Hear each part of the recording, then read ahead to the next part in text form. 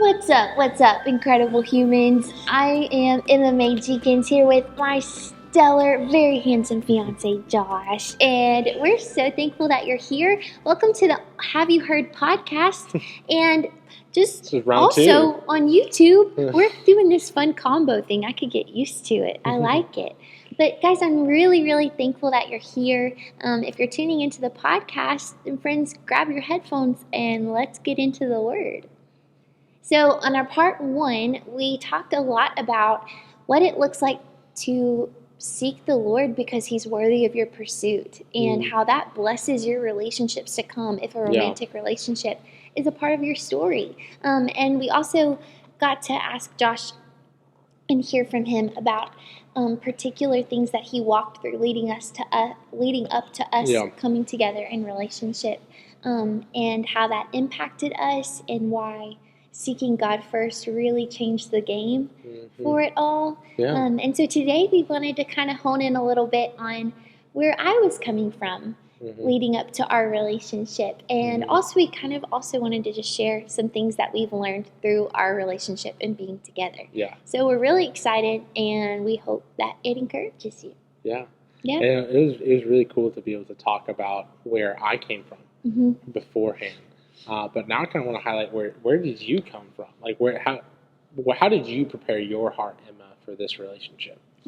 So we actually have a YouTube video about what my first date looked like with my dad when I was 13. So if you haven't seen that, definitely go check that out. But way back when I was like 13, I did have like this time with my dad where my dad really like just exemplified what it looked like to honor and cherish a lady as a man of the Lord would do. And really spoke into my life the reality that if God doesn't settle on you, then you shouldn't settle on you. Like, I want to experience what God has for me and taste and see that He is good because He is good. Like, I want that. And really growing up, like, just loved the Lord and loved His Word and loved people, grew up moving a lot, didn't really date that much. That just wasn't really a part of my story. But something that I do want to kind of hone in on a little bit today is right before we started dating, something that kind of scared me before we dated, not only because it felt like a big step, like it was like, are we about to do this thing? Like, am I about to be a girlfriend? Like, I think something that scared me a little bit was I was afraid that I didn't have enough stuff nailed down yet. Like, there were certain tendencies of worrying, certain tendencies of being hard on myself, certain tendencies of like perfection that I struggled with, that I thought, because I don't have that stuff figured out yet, I don't know if I can step into a relationship. Like, what is he going to think of me? Is his perception of me going to change in a really bad way when he finds out that I am so hard on myself and I worry about these weird things? Like, if they're weird to me, then they're going to be really weird to him. And I think I love that our part one conversation talked about the importance of preparing, because there are certain things that you need to have in check. Like, you need to have your people. You need to have your relationship with God, like, as a priority before you step into a relationship. But there is also a fine line from that to waiting and expecting yourself to be perfect before you step into a relationship. You can't expect yourself to be perfect before you enter into a relationship, or else you're going to be waiting your entire life to step into one, because none of us are perfect, not even one. And I think what's really cool, what I have experienced through this relationship, is those weird worries and the tendencies of being hard on myself and the tendencies of perfection and the fear of messing up. By taking a leap of faith and following the peace of God and taking heed to the godly counsel in my life and stepping into this relationship with Josh, God actually used this relationship and is using this relationship to refine and prune those very things that I thought were the reason I couldn't get into the relationship in the first place. And so that that was really cool. A little different than what our last conversation looked like, but I was single almost my whole life, and just loved God, and I prayed over my future husband. I didn't know that Josh was struggling with pornography, but I would sit and pray over the purity of his eyes, and I'd pray over God would protect him from the evil one. And now listening to Josh's story, it's cool how the Lord will lead you in prayer over someone in a detailed way that you don't even know is meeting them exactly where they are. But in my own flesh and in my own human story, I really learned that I can't wait for myself to be perfect before I step into where God is calling me. Otherwise, I'd be waiting my whole life. And by stepping into that very thing that I thought I had to wait to be perfect for, God actually used to make me look more like his son and used to strengthen me and, expose fears and worries and bad habits that either I had grown comfortable with, I wasn't aware of, or I didn't know how to communicate. And God, in such a gentle and patient way, has been exposing them through our walk together. And it has been one of the most humbling journeys ever. That makes sense. To be able to come to and almost be afraid of messing up. Yeah. And you don't want to screw it up. You don't want to screw it up, because it's and you can take that in any area of your life. I don't want to go to this job because I'm afraid I'm going to screw it up. I don't want to post a video about this because I feel like I'm going to screw it up and I'm going to be made fun of, or I feel like I'm going to do this, or I don't want to do whatever, or try out for a team because I feel like I'm going to mess up. When in reality, it's I think Satan can almost get us there a little and bit. Paralyze you. Yeah, because he's almost putting, he doesn't put a stumbling block in front of you. He makes you think that there's a stumbling block in front of you. The stumbling block is the thing in between your ears for me sometimes. I mean, he is a deceiver, and he's good at it. Yeah. And so he can deceive that, you may fail, or you're going to do this wrong, or you're not going to have this right. And don't get me wrong, preparing your heart, so important. Being the person who God has knitted you to be. Now, you may not be ready for a relationship, and that does not make it I'm just trying to be perfection, so I need to hop in a relationship real quick. That is not it at all. Hear those words. Preparing your heart for a relationship, for marriage, for dating, for whatever it is, that is extremely important. But don't let fears get in the way of it. Make sure that, hey, you know what, I'm dating because I'm ready for marriage. I'm in the season now that I can date, get engaged, and get married because that's where I need to be. I need to be fully ready for this. I'm not just halfway doing this. I'm full-fledged doing it, but I want to do it. I want to do it the right way, and I don't want to have my fear. Because the fear of the Lord is the beginning of wisdom. The fear of Emma is not. The fear of Josh is not. The fear of others' opinions is not. It's actually it's even more fear that equals that. The fear of people is the fear of even more.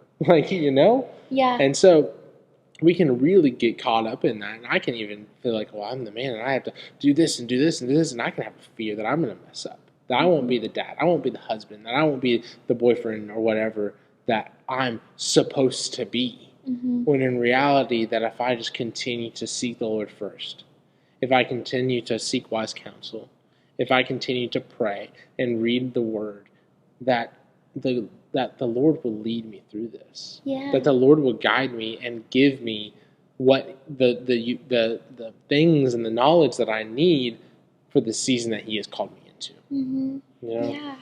Praying, God, teach me to do your will.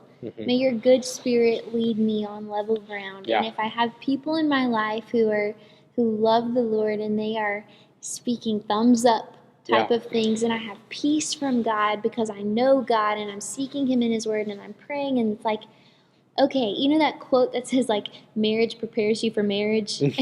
And I really think also a lot of the learning comes from living it out. Whenever you have the green light from your trusted people, and you have peace from God as you seek Him, don't let fear of not doing something perfectly or fear of not being a perfect human prevent you from stepping into something that could be so rich and so good. And why do I say it would be so rich and so good? Because the peace of God leads you to rich and good things. But not it will still be, like I said, the Lord has been pruning away throughout our relationship because I've been made aware of how faulty I am. Yeah. I've been made aware that conflict is a real thing. Yeah. I've been made aware that there is difficulty as you navigate through relationships. So stepping into it, like, it's not going to be perfect because God's peace led me there, but like perfect in the sense of what we think it would be. Like Hallmark, like Disney fairy tale perfect. It doesn't look like that every single day. But whenever God is leading you, He says, trust in me with all of your heart. And submit to me, acknowledge me, for I will make your path straight. Every good and perfect thing comes from the Lord. Keep your mind on me, and I will guard you in my peace. Like, it'll be a goodness and a richness that can only be found in Him whenever you're navigating through it together. That's exactly right. And like, this may be a word for a person that's listening right now, and it may be a challenging word, and it also may be a relieving word, but you're not perfect. Like, and you never will be. Like, you were actually born into sin, as it says in Psalm 51, that you were conceived in sin. So truly, we're born sinful, and so we're never going to be perfect. We're always going to fall short, but He didn't. Yeah. He is perfect, and He paved that way. So He is perfect so that we don't have to be. Yeah. He was that perfect sacrifice. And I think we can really, really be caught up in that a lot of times of, I'm fearing that this is going to happen or this is going to happen. And don't get me wrong, anxiety, it's actually a beautiful thing. There is an actual part of anxiety that it helps you perform at your peak. If you're anxious about a test, then you may study more. If you're worried about this, then you're going to perform better because your body's trying to do it. But you really need to be able to lay that over to God and being like, you know what, I'm giving this over to you. I may suffer with anxiety. I may do this. I may have those problems and being fearful of, but Lord, I know that you have conquered it all, and that I can look to you for help. That I know that you are there for me, and that I can trust you in the unknown. Because it says that you have gone and lived the days before me. Like, you have gone before me and lived those days. So I truly know that you have lived every single day. You've lived today, you live tomorrow, you live the next day. You live the day that you're watching this right now. That could be weeks, years, months from now. But He's lived that day already. And we can trust Him. And we can live in confident peace of Him. Yeah. And talking about like how the Lord does go before us, and in Matthew 6 we read that the Lord knows what we need, and like He says in 1 Peter, cast your cares on me because I care for you. Like, if you're feeling anxious about it, that means that you care about it, but you're not navigating through that care in a proper way, in the way that the Lord intended. Redirect your focus. Like, the Lord says, don't be anxious about anything, but come to me with those cares. Like, I care about it even more than you could ever fathom it being cared about. I care about this relationship. I care about your walk. I care about your life, even at a greater depth than what you could ever imagine. So cast your worries and your cares on me. Take on my yoke that is easy and my burden that is light, and trust that I've gone before you. I'm at your right hand, and you will not be shaken. And as you were talking about how the Lord does go before us in our days, like, I can now see from the start of when we began dating to now 4 months from getting married, and I can look back on those days that God did go ahead of us and think about all the things that He's taught us. Is there anything you'd like to share of things that you've learned from just having dated for a year and a half and being engaged for almost a year now? Well, that is beautiful, because I think even preparing your heart just to know kind of what's ahead is a beautiful thing, and a preparation for knowing it. That's why it's important to have a wise counsel around you, to say that first. But to go into it and to kind of honestly stay along the track of the conversation of perfection, I know that one big thing is that we had to work through was, how do we have conflict? Yeah. Like conflict was a thing of learning. Uh-huh. Like it takes a confidence to have conflict, and it takes security to have conflict, and it takes communication to have conflict. Mm-hmm. And so to have it in a healthy way. Now, I know plenty of people that like hate the even word argument. When in reality it's not, like we were talking about this last night actually. It's not if you argue, it's when you're going to argue, how are you going to argue? Yeah. That determines like the healthiness of a relationship. And you may be listening right now. It's like, you know what? Well, my parents are divorced, and my brother and sister are divorced, or I've just been surrounded by broken relationships. Well, I'm telling you that like the Lord shows us how to be able to have conversations with one another, and it takes that communication, and it takes that trust. Yeah. It takes me being able to come up and, you know what, Emma, this really upset me that you did this, or this makes my heart feel this way. And Emma can respond how she needs to feel, but it needs to be in that confident state that, you know what, I trust you. I trust our love. I trust the love between each other, and that the respect that we have for each other. That's why I'm bringing this up. And she can respond in such a loving way back. Yeah. But whenever you have a perfectionist mindset looking at conflict, it can say, well, it's not perfect. I can't have conflict. There's not. This is not supposed to be here, and then it can honestly make it even more challenging to get over it, because you're not focused on the problem, but you're almost focused on the problem of it being a problem.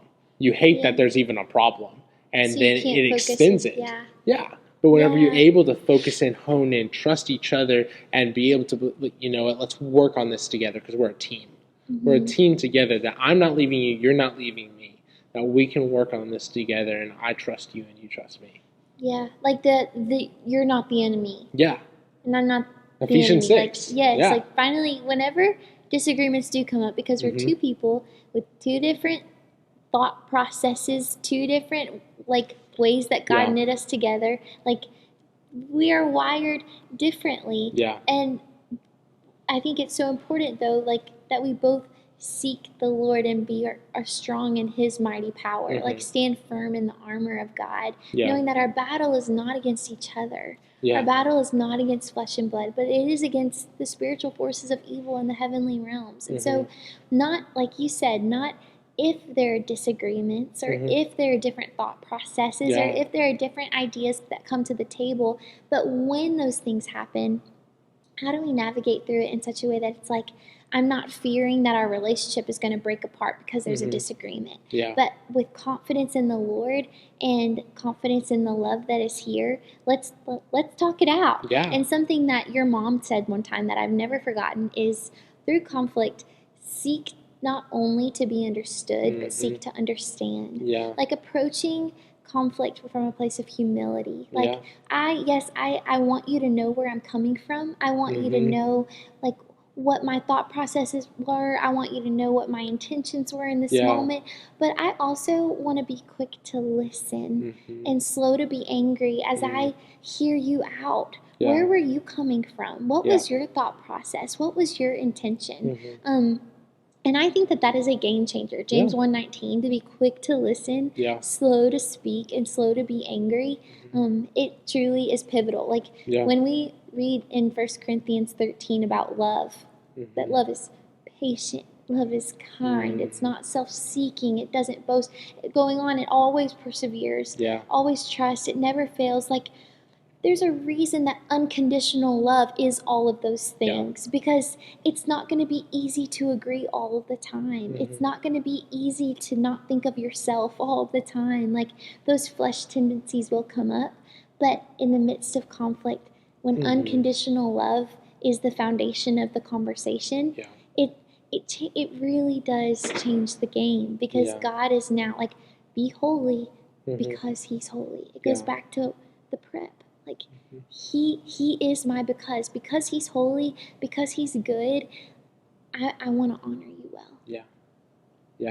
That is so good. And how can I come and walk alongside you? If you're fearing it, I can be patient, and then you can be patient with me as I'm continually learning how to do that. I want to be, as there's a fear of conflict or a fear of messing up, I want to be patient. I want to Yeah. love you well, and realizing that, you know what, I have struggles of my own. I have fears of my own. I want to walk alongside you in this. Yeah. I don't want to be selfish with that, but I want to be selfless and give myself up for uh, for for the things that God is teaching you, and for the things that God is taking you through. It's beautiful. Yeah. Yeah. It's like peace does not have to be absent in the presence of conflict. Like peace and conflict don't have to be complete opposites of each other. They can coexist. They really can, because peace is of the Spirit. Like when you're led by the Spirit, you're led in life and peace. Therefore, whenever you approach a land of conflict, being led by the Spirit together, we can go through that conflict in a peaceful way, because that's who the Lord is. Which is, it just is really, really encouraging. And that goes back to how the Lord has just been refining me, because whenever you're afraid of messing up, or you're afraid of rocking the boat, or you're afraid of hurting someone's feelings, or afraid of being perceived the wrong way, all of those fears rise to the surface when there's conflict. And it's like, oh no, like I just ruined the day, I just ruined our dinner, I just ruined our time together, do you still love me? It's like all of those things. It's like, whoa. We're both two humans who have the foundation of God's love, being led by the Spirit. Let's approach this guaranteed conflict that is inevitable in any relationship. And it's living in grace. It's bestowing grace. Exactly. In Romans it says, "Be doers of the word, not just hearers." And so I want to do grace. Like I'm called to live in grace, so I'm going to do it. And so whenever I may mess up, I may lose my anger, or I may do something, I'm going to accept the grace that God's already given me. And I'm going to live in that. And the same goes for you. The same goes for I may have ruined the night. I may have done this. It's like, you know what? We can still enjoy each other, even if there's conflict, even if it's kind of uncomfortable right now, even if it's like something that we're just having to still work through. I'm going to enjoy it now, because I trust you, I love you, and there's grace. Like that's truly it is. So how to prepare for a relationship conflict? Be able to see grace and accept grace for yourself. And if you can accept grace for yourself, you're able to accept grace for others. Also, perfection, like a lot of times we're called to love others as we love ourselves. You know what? Sometimes perfection doesn't love ourselves well. Be able to see the difference and be able to really, like, you know what? I'm giving myself grace because God loves me. Because God gives me grace. And so I'm going to give myself grace. I'm going to live in this freedom that He gives us every single day. And then another preparation is like, man, conflict is a real thing. How can I have a healthy conversation? Though the people around me have not given me a great example of conflict, how can I have good conflict? How can I come across in an honest, truthful, and selfless way, without seeking to jab the other person, without seeking to 1-2 punch or whatever? But I'm able to be patient, be slow to speak, be quick to listen, and slow to anger. Like I want to live. I want that to be the motto of my life. Yeah, and the more we do that, the more that safe place is cultivated. That's exactly right. Like the more it's like, okay, we're having an argument right now, but we're in a safe place. Like we've done this before and it was okay. And I think that there is freedom whenever you are operating in a place of loving God and loving that person as you love yourself. Because whenever you do that, you don't allow that miscommunication or that tough moment to have authority over the rest of your day. It's like, no, we're gonna forgive, we're gonna communicate, and we're gonna move on together. And I feel like, I hope that this is just really practical for y'all, to like, now having heard both parts of this conversation. If you haven't heard the first part, definitely go check it out. But just to know that, like, there's no version of a story that God doesn't care about, and there's no version of a story that God doesn't want to lead you through. He is a faithful, redeeming, powerful, personal God. And I also pray that if you are in a relationship, whether it be romantic or a friendship or a relationship with your parent or your sibling, conflict is present in relationship, period. But how are we walking through it? I pray that this gave you just some practical encouragement as to how you navigate through it and seek the Lord in the midst of it, and love people well as you talk about it. But guys, y'all are awesome. I pray that you just have the best rest of your week. Be sure and download and rate and review and share it with your people, and know that we love you, and we will talk to you next week. See ya. Yeah, Jen? I think so. All right, cool.